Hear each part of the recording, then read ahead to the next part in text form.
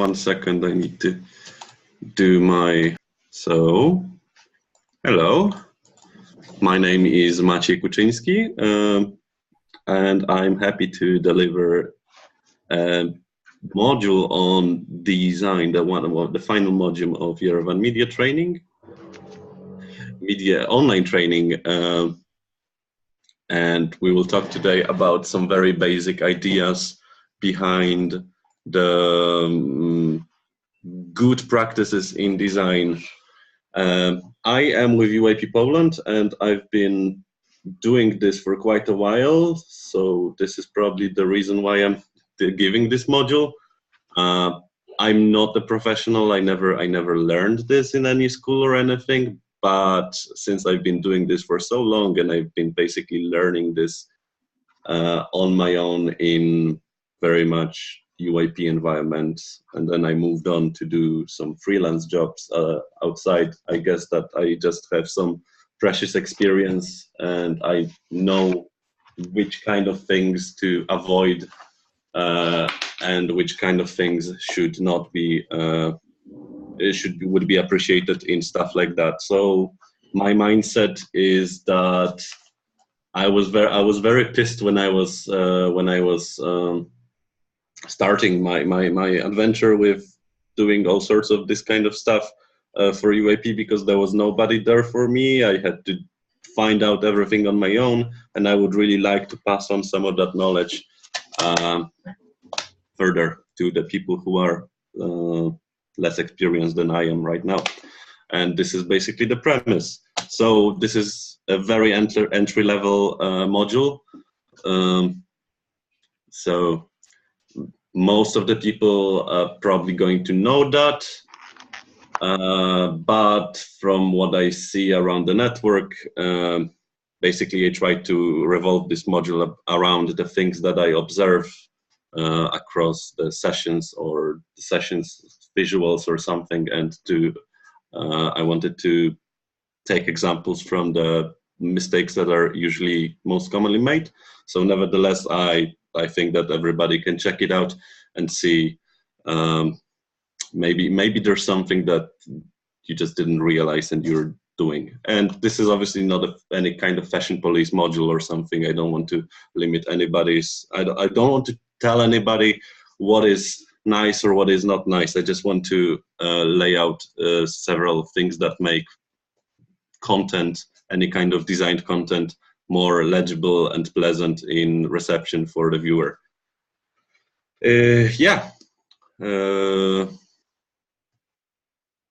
First thing that I wanted to cover was a bit of a talk about typography.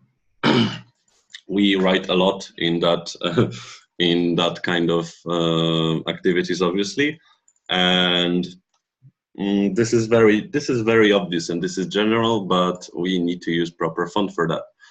And probably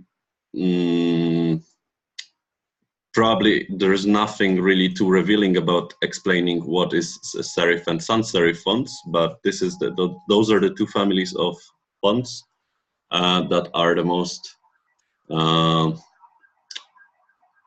prolifically used around this kind of jobs. And serif fonts are those which this is exactly the serif font. So basically, whenever you have those very straight lines and no dashes and a very minimal yet still legible design for a letter, this is serif. This is sans serif. I'm the worst. You have to also excuse me. I just recovered from a flu, so I'm still sort of struggling with that. This is sans serif font, and serif font, I will just jump quickly to the next module, is this more classical look like this. They have all sorts of curvy finishings at the end of the type, and so. And the thing is, both of them are very safe, reliable options for your designs, always. They are legible, neutral. They don't divert any attention from whatever you're putting in there, so you can use them pretty much anywhere where you would like. If you don't know what to do, you should go definitely for both of them, for one of them. Mixing them is a little bit more tricky concept, maybe for the future.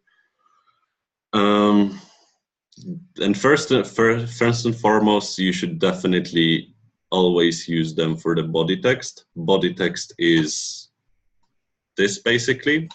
This is the header text. So header text is any kind of title, subtitle, or anything that divides the elements of your text. Body text should always be one of those families, especially because of that legibility and neutrality. It's just is so easy to read, and that any other option to which we will go further in a second is just not good.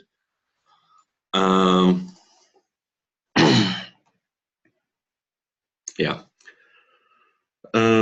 So when it comes to when you want to think which specific font you want to choose, it's usually very difficult to mess something up in department of those, unless you go for Comic Sans or something like that. It should be perfectly fine.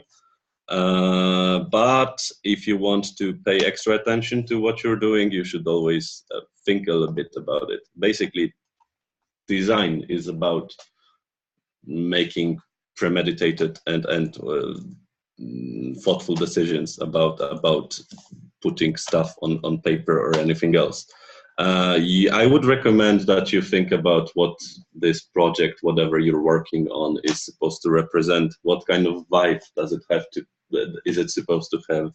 Is it supposed to be modern, or classical, or elegant, or fancy, or jolly, or whatever? Any kind of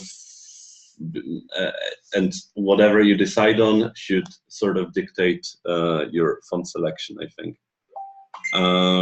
So because some of them are neutral and would possibly go with any of that, I think that the official font used and always preferred by International Office of UAP, Source Sans Pro, is the one that this very presentation is on, is one of those fonts that just doesn't go wrong. Sometimes it will just be very bland and give you no depth to your work, but it will always work. It's very difficult to mess it up when you use it. But if you want to pay extra attention, you can go for something else. And so those would be the examples. The shortcut, yeah. Those would be the examples of one thing that is a document for the session that I used to make, and the second is parts of the media project. Both of them use different families. Like the one on the left is sans serif. The one on the right uses serif fonts, and as you can see, I decided to choose them.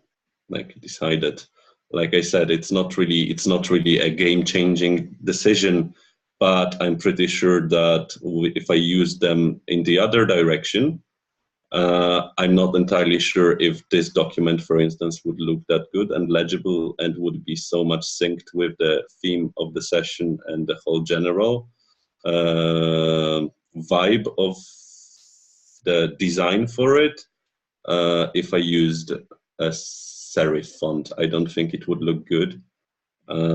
So in here, I think that it was just a only smart solution to use a sans serif font. On the left, on the other hand, when this project was being made by some journals, it was decided that they wanted to have a very elegant look to it. They wanted it to be black and white. They wanted people to have They wanted it to be a very personal and thoughtful project. It had some description to it right next to it, but we're looking at just the photos right now. So we did it black and white, and we went with one of the serif fonts because they just look more elegant and more serene, I would say. And yeah, that would be it. But now we can move on to next slide, unless there is any question. Okay, I will take it as a no. The next family of the fonts, the edgy cousins, which are the display fonts. Display fonts are basically, I might be oversimplifying right now, but I don't think it matters on this level of expertise. It's basically anything else than those two above. And they are those very funky handwritten styles. They're those styles which imitate neon signs, all that kind of jazz. They are designed in a way that they carry some sort of emotion with them. They make a person who is viewing them feel some sort of connotation to it. It's no longer only about what is written, it's also about how it is written. This is, and because of that, they can be very useful for very short messages, like one words, very brief slogans, stuff like that. This could be applied to logos, slogans, etc. It's also why sorry about that. It's also why they are being very widely used in movie posters, as you see on the right. If you go through movie posters, it's almost always something funky. It's almost never Helvetica or any other neutral serif or sans serif font. They usually go with something like that. Especially because the poster is about provoking all sorts of feeling on just a tiny piece of paper that wants you to go to a theater and spend a few bucks on a movie ticket. So they want to invest as many emotions in that piece of paper as possible. So they're going for that, like in Avatar. But it's always a slightly risky business because well, people have different opinions on them, and people tend to well, not everybody, because once you use them, it becomes very much a matter of taste sometimes. And this very poster is a very good example of that. In this poster, for Avatar and for the whole Avatar in general, I think whoever was in charge of making the logo of a film decided to go with the papyrus font, which is seen here. I can see why did they go for that. Probably they wanted to reflect this tribal, ethnic, primitive, maybe feel of the whole film about, basically a primitive society struggling with colonial invaders. Makes very much sense. But then it's a papyrus font, and people were not okay with that, to the point where Saturday Night Live just got Ryan Gosling this is Ryan Gosling, by the way, to star in a short comedy clip about how he's losing his mind over the selection of that font. I recommend watching this, basically. So yeah, that's how it goes. It's always slightly risky business because you never know if people are going to attach the same emotions to those fonts or something like that. But if you really want to use it, if you really have a good idea behind that, and if you thought this through, then I believe that sometimes it can be a very good idea, and it can enhance, for instance, the logo that you're designing for the session. If, for instance, if, for instance, you want to make a session, an event about, I don't know, I'll just give a straight example. We wanted to make a session in Warsaw, and we wanted to give it a very Warsaw-esque Warsavian vibe. So we really wanted to employ a font that would imitate Warsaw neons. If employed correctly, I think it would be a good idea. But however, there are always concerns that people who were never in Warsaw, for instance, they will not know what this is about. They might have difficulties reading it because it's obviously not a simple text like this, and people might as well just don't like it, declare it pretentious or whatever. So this is always a little bit of a problem. And the last pointer is to never use them for body text. For this. This is not the level of legibility that you need for longer messages. So this has to stay away as much as possible. Any questions about the fonts? Okay, going further. Yeah, composition and spacing. First point before looking at this slide gets awkward is that stuff on your paper, on your spreadsheet, on your artboard needs to breathe a negative space, and so the space between elements on your canvas is very important because it separates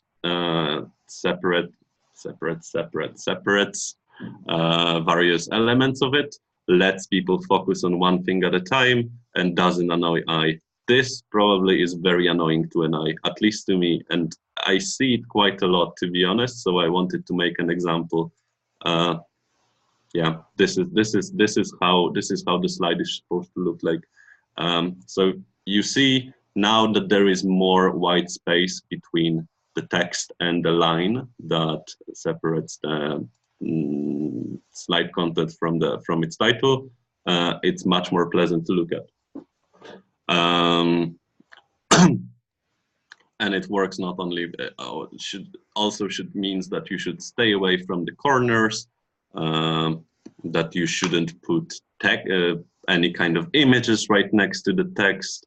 That you should basically always have this rule of thumb to have at least a little bit of margin, this invisible box that you squeeze between elements in a way that they are separate. And when you look at them, you don't get confused because you feel like you're looking at too many things at the same time. White space is really important, or depending on a situation, it can be any kind of color space, just as long as it's the background. The background has to be preserved around the elements of your design. Justification and alignment of the text. This is something very, very grayish, I would say. There is people have very strong opinions about what to do with text, but the truth is that it's simply a matter of taste and appropriation, I would say. It's like, depending on the occasion, one might be more suitable than the other, but leaving your text just aligned to the left and not justifying it is not a crime. Justifying, maybe I'll explain actually what justifying is in the first place. Justifying is basically doing something like that. So if we have a box of text that goes down, justifying means that each line of text will be spread out all the way to the edge of the text box. So the outcome text will just be a box of text with no shredded finishes like in here where I'm highlighting right now. This is just alignment to the left. And so going back up, if you justify things, it looks more formal, it might look more elegant, and it saves you a little bit of space because the text is more dense, so it takes, basically leaves more space for other things in on your spreadsheet or whatever. So it's something that you can always resolve to when you're trying to squeeze more things on the page. Then it's easy to do so. Aligning left, on the other hand, is a little bit more funky. It gives to you a bit, I think that I'm not an expert, like I said, I'm not a professor in stuff like that, but according to sources, it's easier to read. And on top of that, it gives you some extra negative space. So for instance, if you have columns of text, like here, imagining that they would be much more closer, you have this extra little bits of white space between the first column and the second column, which gives your eye a little bit more wide to stay focused on the text that you want to be focused on. It would be very smart to, at least to the extent of one document, to stick to one selection that you made here. So if you decide to justify, just justify all the way. If you decide to just align to the left, just align to the left.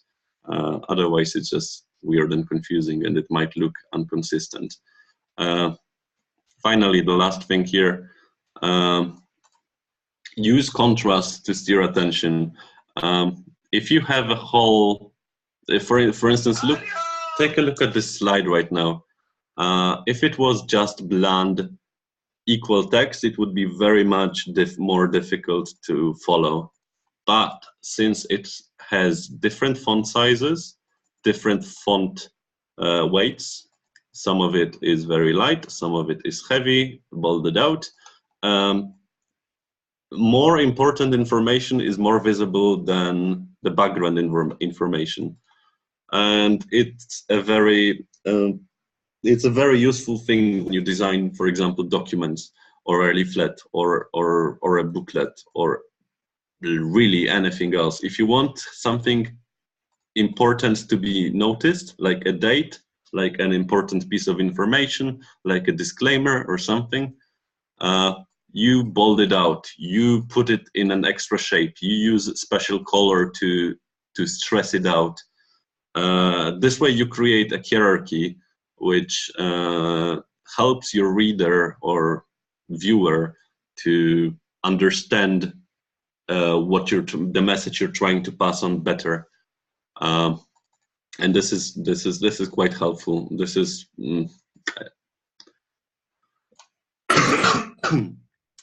being sick again, sorry. This is something that is very highly appreciated. I always get very mad when I'm reading a piece of text where everything is just in the same same system, and I can't find what I'm looking for. Yeah, here is an example on how you can use different kind of techniques to make the same kind of text look more or less legible. So on the left, we just have just text. Everything is the same size. Everything is the same weight. There is no kind of differentiation apart from the content of the text itself on what's what. On the right, we have a very clearly separated title, some subheader, some brief description or whatever, and then the body text, like the whole bulk of the general text. And I think that the one on the right, even though I have no idea what's written here because this is some fake Latinish gibberish, the general idea of what would be what if it was actual language is preserved. Okay, and that would be that would be it when it comes to composition and hierarchy. Any questions? Yes, I have one. Okay. I mean, using colors and shapes and fonts, different fonts, isn't it also a risky business, as we said before? Can it be overused in a sense? The thing is, it obviously it can be overused if you would just start picking any colors from the rainbow or any font size that you would wish. It would turn hideous and also very unpleasant to receive. But the solution for that is just making a very there is a number of things that you should prepare first before you start to design things. It's line of themes and scheme and palettes and stuff like that. So yeah, you have to follow it. When it comes to colors, there is a whole range of color theories that I didn't manage, sadly, to fit into that presentation because, well, sick. But I strongly encourage Googling about that. And there is a number of basically mathematical hints on which colors will get along well and which won't. And there is also a number of rule of thumbs when it comes to size and the weight of the font. For instance, it's always great to skip a font weight. So when you have them light, regular, semi-bold, bold, stuff like that, then in this case, this would be light and this would be semi-bold. If I made this light and this regular, the contrast wouldn't be high enough to stress it. And now the contrast, if you skip this one weight, usually the contrast is in the sweet spot. And so with the colors, it's the same kind of general idea. You have to think of a color palette that you want to use. Pick those few colors. I would say up to 5, maybe, being like 3 primary colors or and 2 support colors, and stick to them. Okay, thank you. Yes, I will try to at the end of the module, I will try to direct a little bit further into where to research it further, because because I sadly didn't manage to cover everything, which is really annoying me, but what can you do? Okay. Moving on. Another very important thing, like one of the most important things about designing anything is, again, consistency. Consistency as in sticking to your ideas from the very start to the very end. Whenever you are designing something, at this very entry preparations level, like sketching and making proposals level, you should just sketch out the entire vision for that and pick a font, like font or fonts, up to 2 of them, maybe, I don't know, color palettes, some sort of theme and general just idea behind how you want to present your project. You need to come up with a pack like this, and the moment things start rolling, so for instance the session gets announced, everybody sees the logo, first materials, everybody gets the clear idea, okay, so this session is yellow and red. Turning back from that is a very bad idea. So for instance, looking at the first session, if it started being blue and white at some point, it would get people massively confused.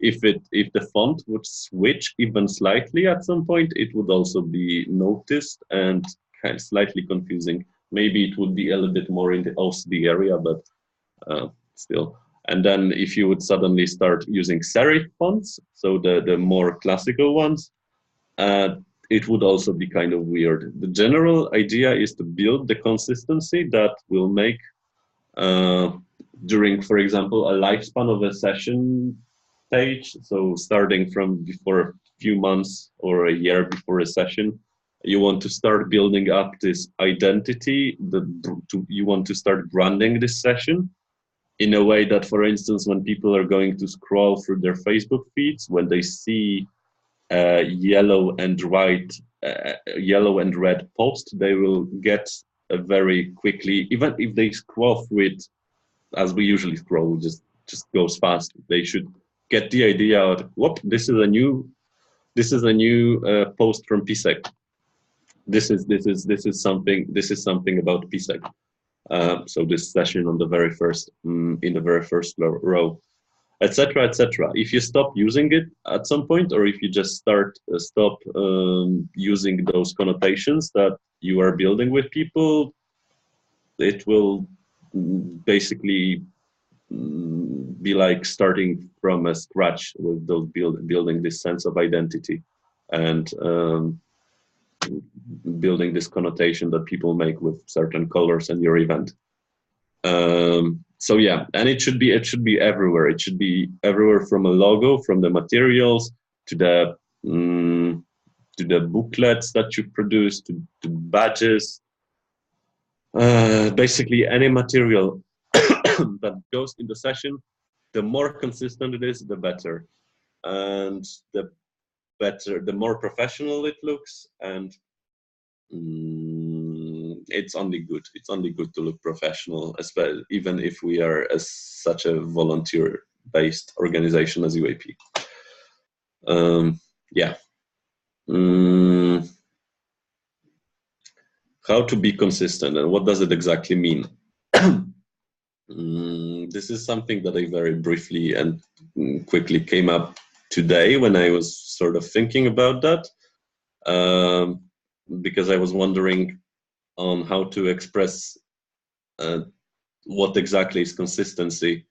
I personally believe that while that consistency can be carried out in a different ways, and I decided to pick those two early 20th century gentlemen to represent those like radical ideas on how to be consistent. On the left we have Mr. Henry Ford, who was fond of making massive amount of cars, and all of them were identical and black. On the other side we have Mr. Walt Disney, who created places like Disneyland, where in Disneyland, when you are walking around, you are basically experiencing a massive amount of different biomes. One moment you are in a medieval kingdom, in a second you are in Caribbean, then you are in space or whatever, or in Arabia, but you still feel that this is Disney and that this is consistent, and you still remember that you are in you still feel this consistency. I've tried to put some examples of what I've been doing on sort of scale to maybe explain a little bit further what I mean.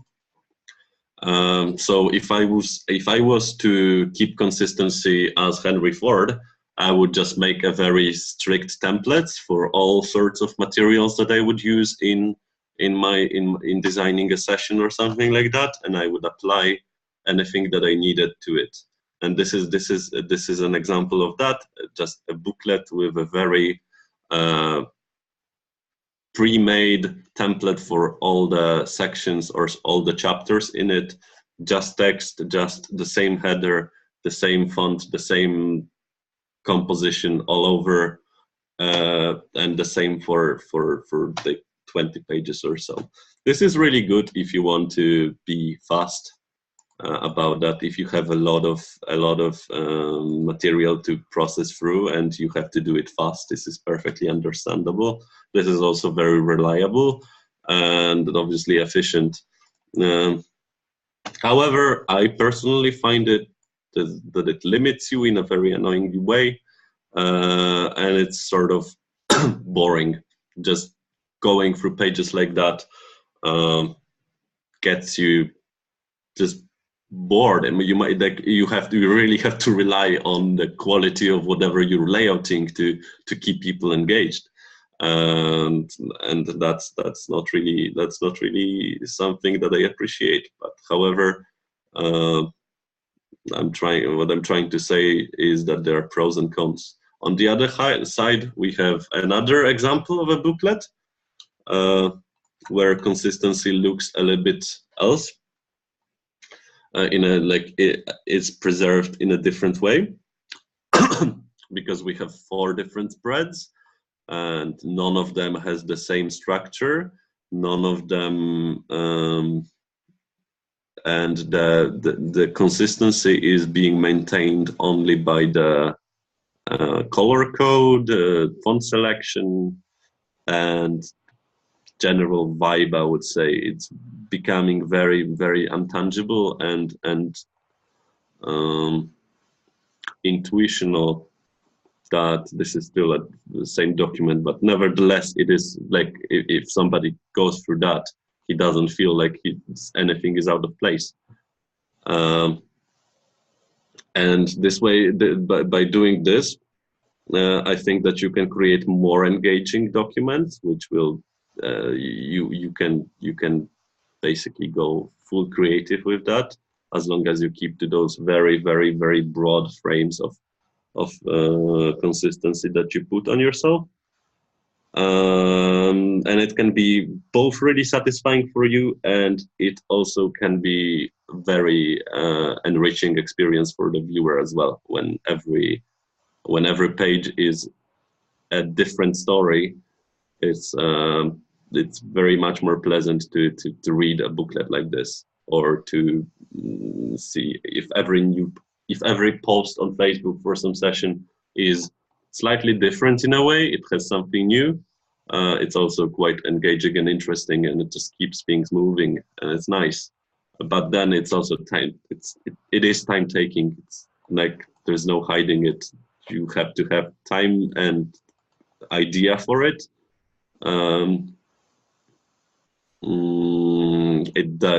It's probably slightly more difficult, I would say. And it is also like, I don't know, it's just my personal feeling, but I don't think that it's also viable for more formal options. I'm not obviously saying any kind of university thesis or something, but even if you're engaging with like third-party business partners or something, I don't think that this would pull through. It might depend, but I don't know. We're crossing way into my personal feelings realm right now, so I guess I'll just skip it.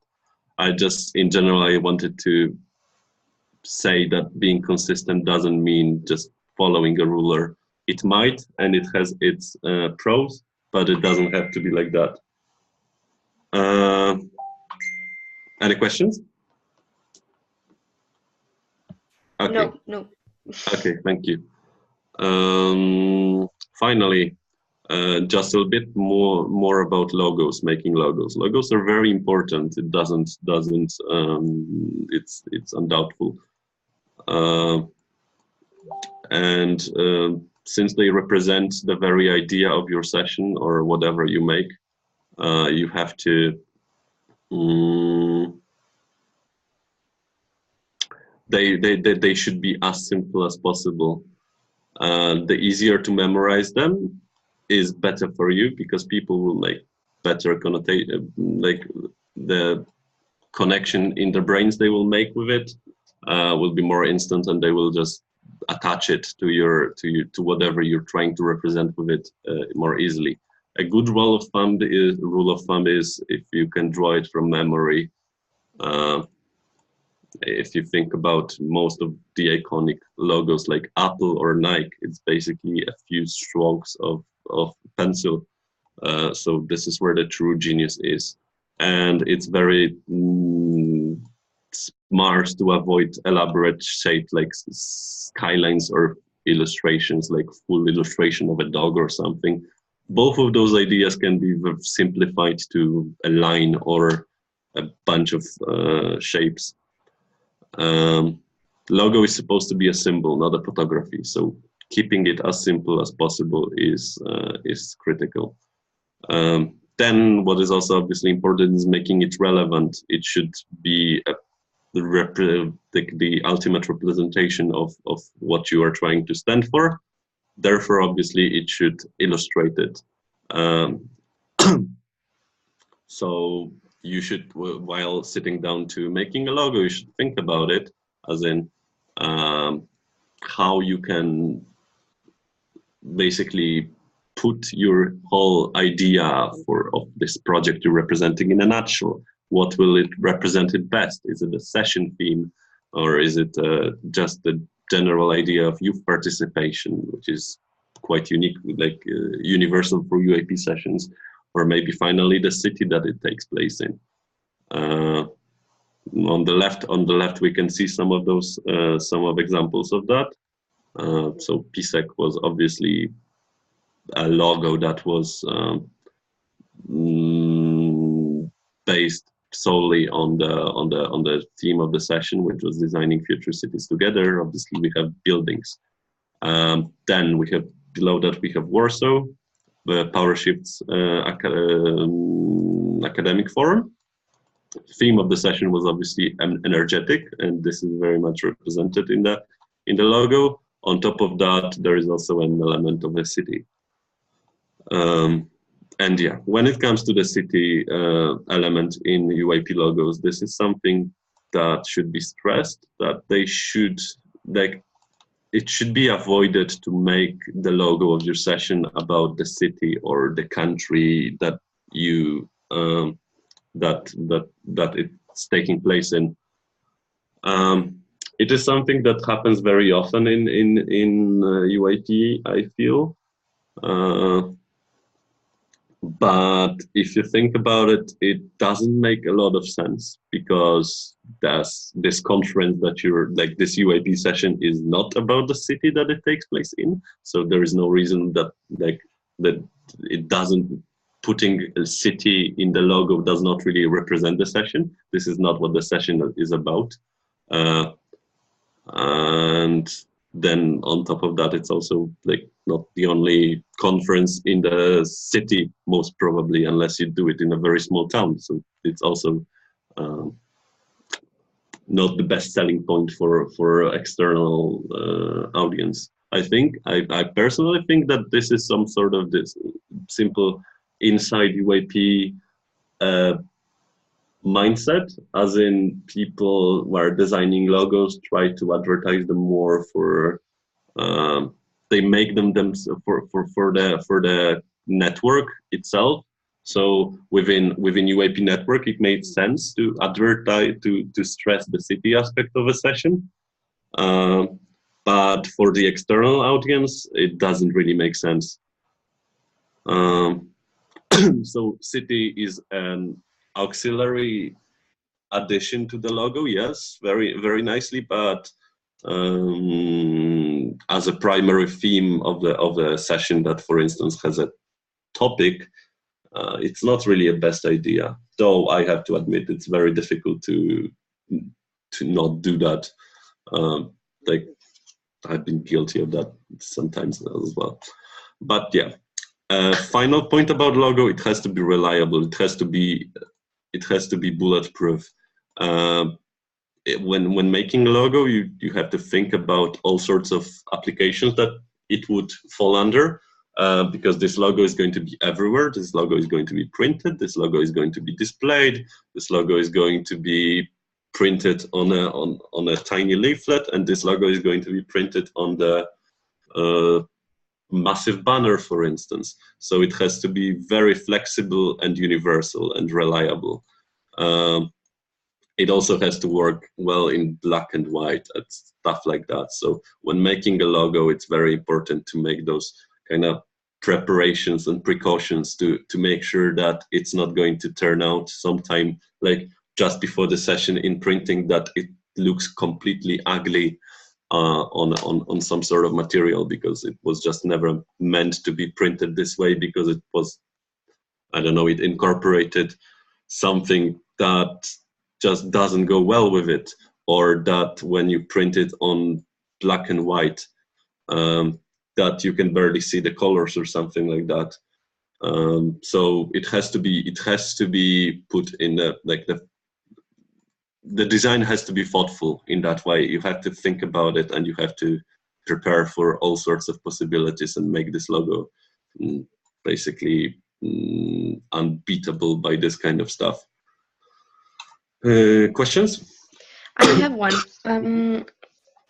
It may seem silly maybe, but as an amateur, I would like to know what are the best programs to design these kind of logos. Adobe Illustrator. Adobe Illustrator. Okay. Or any kind of vector editing program, because Illustrator is it's not the cheap software. Quite the contrary. You can use it for a month with a free trial, but then that's it, and then you have to pay a lot of money unless you're a student. But sometimes the libraries have it, or and such and such. And the very good thing about Adobe Illustrator and the whole Adobe Creative Cloud pack of programs is that there is so much learning material out there. Whatever problem you have with those programs, whatever you want to do, if you Google it properly, if you use the right words to state your problem, you will most probably find a decent solution, ideally even in YouTube, like with person basically showing you on screen what exactly to do. And you can learn so much about these programs this way that any kind of professional education is really not necessary if you are dedicated enough to just follow those tutorials and all. So there is a really great scene of people who make all sorts of learning materials for these programs. But then, like I said again, sadly they are expensive. But there are other programs like Inkscape, I think. Might be something else, but for a MacBook I can't remember. But basically they're called vector graphic editors and anything like that. Okay. Thank you. Welcome. Yeah, making a few variants of the logo is always a nice idea. I don't mean like a completely different logo, just making a how do I explain that? Making a grand seal and making a small seal. It's difficult. Basically, you can make a version with just the name of the session of the city, like here. There would be also a version saying giving full explanation of the of what the session is about. You can make logos. You can make horizontal version. You can make vertical version. The point is to have a versatile set of variants which are still the same logo, but then they can be applied to different kind of surfaces. So for example, if you have something long, if you want to put it on a pen, it's obviously better if it's longer than taller. So you put it on the horizontal level, so you can make a horizontal version that will fit on a pen more. But it's a small point, talking too much about it already. And one last very important, once it's done, once your logo is done, released, it's sacred in a way that you just don't you don't do those things that happen on the right now. You can't stretch, squeeze, or recolor your logo just to make it fit somewhere. Logo is the ultimate, the highest tier of the identity. So if you're making a paper, if you're making a paper or something and it doesn't fit on the background, change the background. Don't change the color of the logo. If it doesn't fit somewhere because it's just too little space, don't squeeze it in a little bit. Make more space. Logo should never be tampered like that. This is for instance, logos are very difficult to like, maybe not difficult, but they have this very elaborate culture of how to use them. All self-respecting companies with well-developed brand identities have brand books, for instance. Those are the documents where there are usually tens of pages of just explaining how to use logo, what you can do with it and what you can't. It's really great to think about your logo in the same way, to some extent at least, and to respect it, and to not stress it like this, because it looks bad. Nothing terrible happens, but it just hurts people, and it looks extremely unprofessional to do stuff like that. Okay. One very quick last module, part of this module, is the copyrights. Copyrights are important. They keep you out of jail if you follow them, and if you don't follow them, they can give you a slight headache. I don't think that people realize that, especially in UIP, where everything is semi-professional only at best.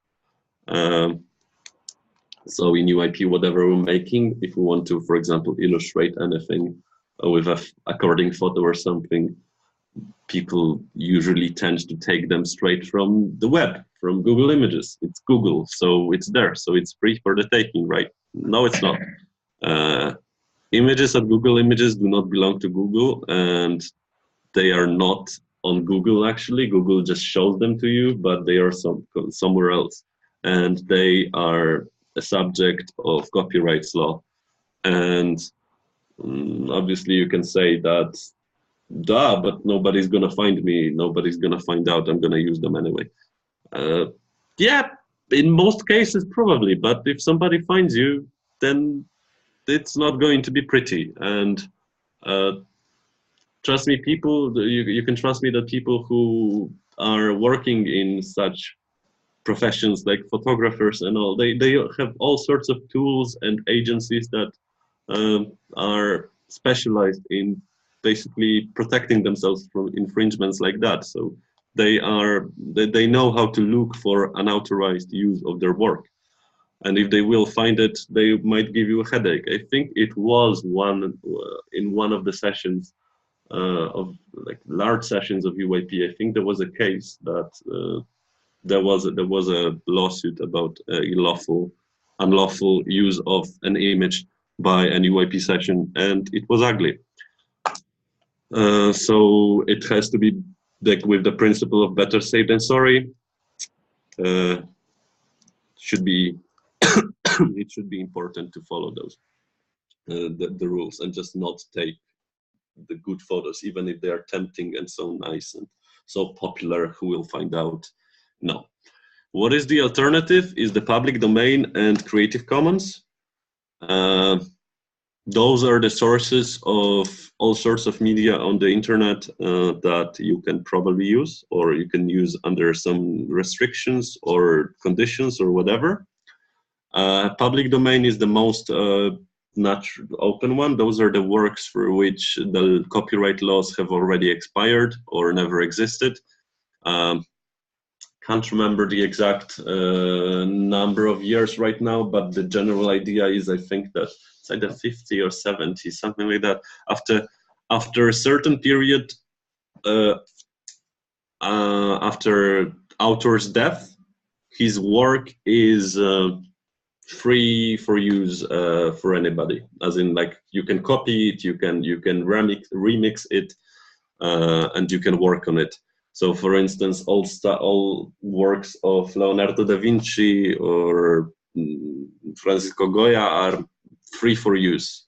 If you have a photo of it on the internet, you can use it, and you can use a photo, an image of Mona Lisa in your work, because it's 500 years old. There are no copyrights. One catchy thing is that if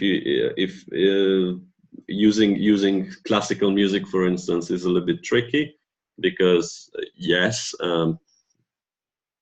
Beethoven might be dead for a few centuries, but the artistic performance of his work is still protected. So you can't just take any kind of sonata from YouTube and put it in your video or something, because it's still under protection for those musicians who are playing it.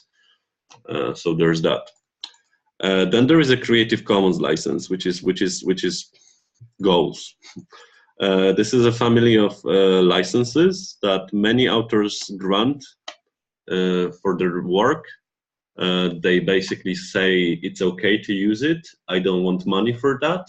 You can take it and and apply it to your work. Usually under some circumstances, and it's always described when such license is granted.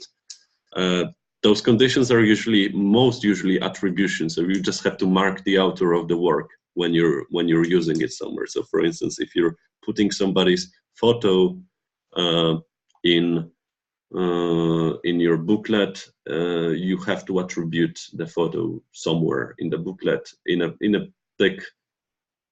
a visible way. Best would be like right under the photo. Might be also like at the very end of the booklet, but I wouldn't want to lie. The safest option is just doing it directly under the work you're using. So if you attribute the author, it's all good. You can use it. You can remix it. You can cut it. You can implement it the way you want. Share alike means that whatever you will make using the work that author grants you, you must share it under the same conditions, which is pretty fair, I guess.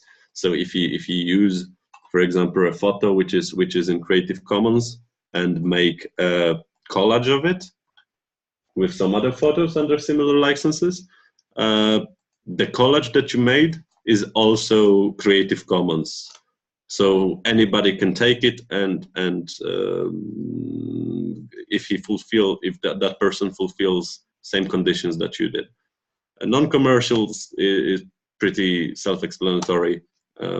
You can't make money if somebody doesn't want you by using his work. No derivative work. You can take somebody's work, but you can't change it. You can't remix it. You can't edit it. You can just put it there, and that's it. So yeah, those are the usual conditions. But in general, Creative Commons is a very, very, very good thing to have around, because it's just such a big source of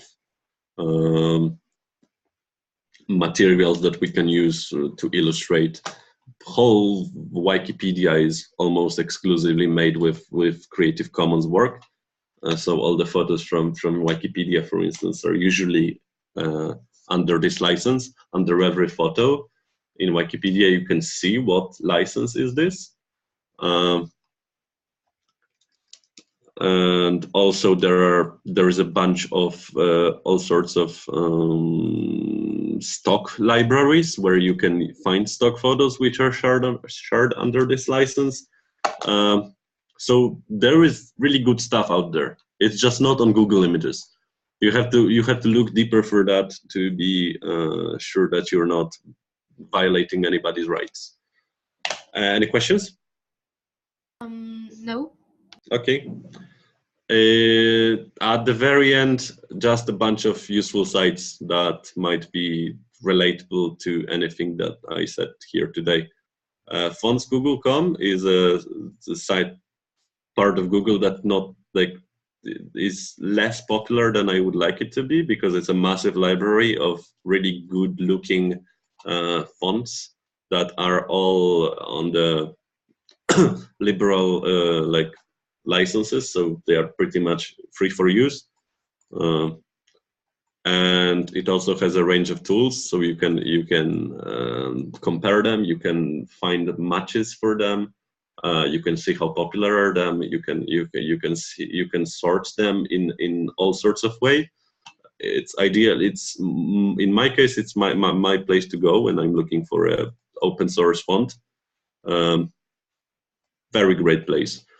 Pexels.com is a quite small library of stock photos, but they are usually very high quality and free for use with no attribution, which is very important. So they are basically in the public domain. And I've been using it very often when I was doing some sort of documents and I needed an illustration for UAP.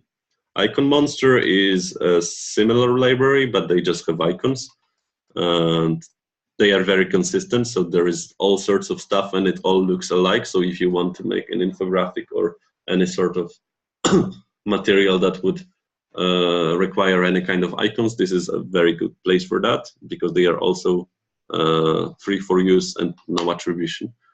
And finally, YouTube. YouTube, when it comes to design, is the greatest ally of a self-learning person. Like I said, answering to a question before, it just has so many helpful content and so many answers to all sorts of questions, both in practice and theory, that